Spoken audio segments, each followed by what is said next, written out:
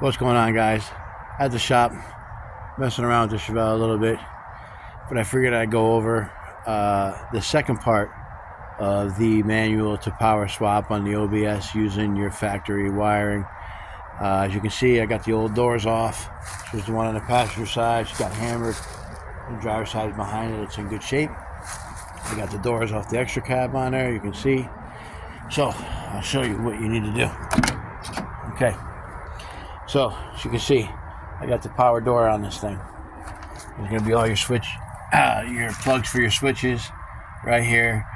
Your power windows and locks, and your mirror, and your tweeter, and the door, the speaker, and that'll go to your courtesy light, power locks. Passes through the boot and the door, just like factory. And if you look down here, I'll show you. There's one plug, you can see. And there's another plug back there that I'm showing you. These are the plugs that plug into the courtesy harness that I installed behind the dash. That plugs into that great convenience center.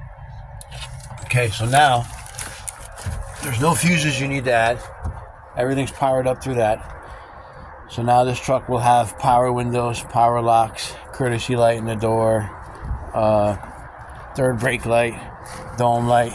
I also wired in, because the Silverado, I took everything out, I've had it, the center console wiring, which is right here. For the overhead console, this plug right here, that's for the mirror with the compass, and that's for your courtesy lights in the center console that would go up there. This thing runs across here, up the A-pillar and across the roof underneath the headliner. Passenger side, same thing, done. Although, and I've run into this a couple times, especially when you're using different year trucks, I had to make a jumper harness right here. Okay, so this is the original harness that runs behind the dash in the actual truck harness for, where the odometer is and all the wiring that runs behind the odometer.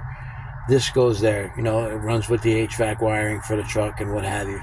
So this is the factory connector, and it was white, as you can see. This connector right here is for the radio. You can see dark blue, light blue, green, light green, pink, gray for power and ground, and the rest are for the speakers. So I had to take this harness, which is the original harness from the truck. The plug is white. Okay, so when you take this harness out and you undo the factory harness that was in this truck, this plug is empty. There's nothing to plug it into. If you look back there, there's a blue plug right there. That's the plug on the 97 harness that I took out of the extra cab to get all the power stuff. It's the same plug. All it is blue. It's pinned the same way, but the plugs don't plug into each other because they're a little different. If you flip the white plug upside down, it'll plug into the blue one, but the wires are backwards. So what you need to do is take the plug that plugs into this from the 97 harness, cut it, and then splice it into the 96 harness, or the other plug on the other side, the white plug. So basically all I did was just, instead of just running this white plug into that blue plug because they don't plug in correctly, I just spliced the two harness ends together from each harness and plugged it in and made a jumper. So now my stereo will work. This is just stereo wiring, guys. Like I said, tan, dark, and brown for speakers, green, light green, blue, dark blue, and what have you. This is for the speaker wiring, for your radio. So I had to make that. But otherwise, everything else is done as far as the conversion. It's real easy to do, guys. You just gotta have a little patience. Everything plugs right in. And now, this truck will have, like I said, factory power windows, power locks. I think it has power mirrors. It'll have the courtesy lights in the doors. It'll have the courtesy light above in the center console. It'll have the compass mirror, the rear view mirror with the compass. It'll have the rear dome light. It'll have third brake light. So that's it, guys. Very easy to do. You just got to take your time when you take the harness out of your truck, and don't just throw your old harness away, because you might need parts from it. Like I showed you, that jumper wire I had to make to go from the 96 harness to the 97 harness for the radio. All the wiring is the same color, guys. GM use the same color wiring forever. They still use the same color wiring for their radios and, you know, simple stuff, starters and all that stuff. Still purple solenoid wire. Radios, the same color, pink, gray, dark brown, light brown, you know, dark green, light green, blue, light blue, and what have you. That's always going to be for your radio. So as long as you pin those wires correctly, or when you do the jumper harness, splice them in correctly to match the same colors, you're not going to have an issue. So now the next step on this thing is going to be to finish painting the frame with 415. I'm about 80% done. Then we will push it forward and make the U-turn there, or make the 90-degree right turn behind the Chevelle, and sling the motor and tranny in this thing once we get the Chevelle back on the ground.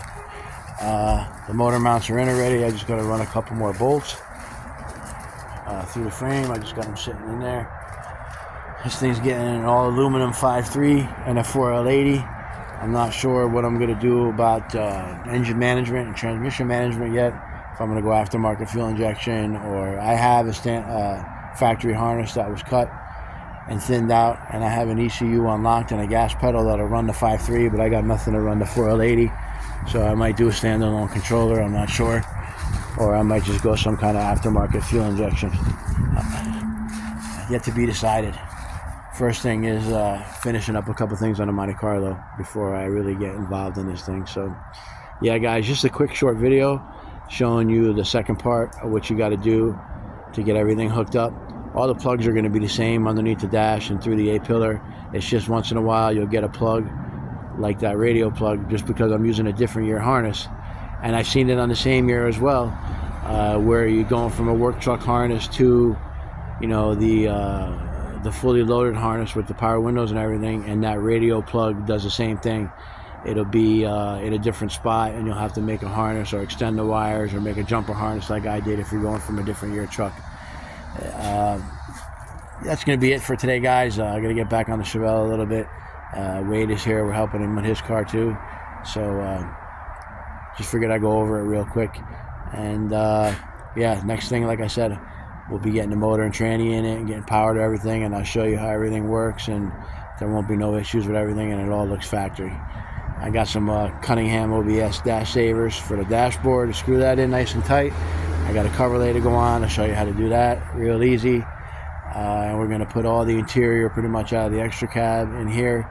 I have these seats. I'm probably just going to reupholster them. They sell the upholstery for these seats. I'll probably just reupholster them and throw them in there. And that's going to be it, guys. On that note, take it easy. Have a good weekend, and we'll see what happens tomorrow. If we got anything going on, I'll do a quick video on what we're doing. It's supposed to rain 90% all week. Some more storms coming our way. Our prayers go to the guys up north. They really got hammered on the west coast there, and they're still recovering. So, and my buddy of mine in Carolina lost his whole farm, his animals, everything. Horrible experience, and FEMA nowhere to be found for him. So take it easy, guys, and have a great day.